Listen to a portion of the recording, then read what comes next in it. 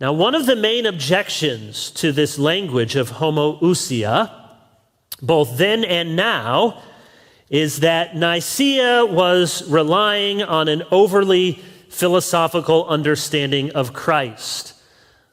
Some of you have this going through your head. It's understandable. You might be saying, okay, I know seminary professors need a job. I get that. But wow, is this really the Jesus of the Bible?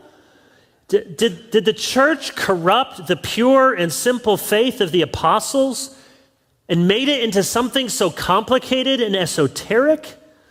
Was the church guilty of Hellenizing, that just means Greek, Hellenizing a Hebraic religion? Sometimes you see people like to do this.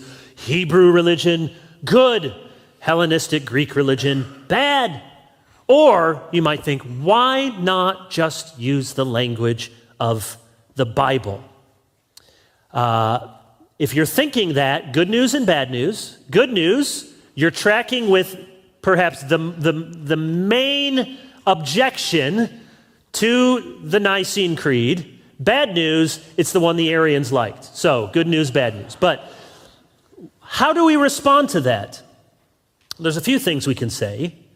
One, more than you might realize, the New Testament already employs many Greek philosophical categories. In the beginning was the Logos. Now, it's not exactly what the Greeks' philosophy understood by Logos, but that was a widespread, well-known Greek philosophical term, and it's right there in John 1. Philippians 2:6 speaks of Christ being in the form, the morphe of God. Hebrews 1:3 says the Son is the exact imprint of God's nature, and you know the Greek word there, hypostasis, so that's in the Bible. Elsewhere we read of the divine nature, Romans 1:20, the fullness of deity. 1 Timothy 6:17 praises the King of glory as immortal, invisible, the only God. All that to say, it's not as if the New Testament itself is absent some of these philosophical terms. That was the culture in which they lived, and it was important to speak that language. Second response, the church was responding to the claims that Arius made. This is really important. It's not as if the church said, let's have a council and how should we, what are you saying about Christ? Homoousia? Let's put that in there.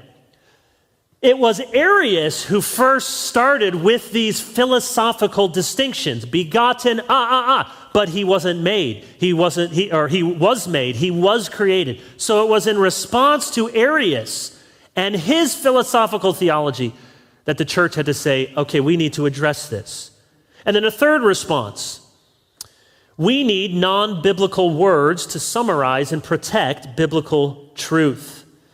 In the 350s, so Council of Nicaea 325, Constantinople 381, right in the middle, Athanasius, who has grown to be the great defender of Nicaea, he writes a little book, Defense of the Nicene Definition, written in the 350s. And he addresses this issue. This is one of the chief things. Why didn't we just use the language of the Bible?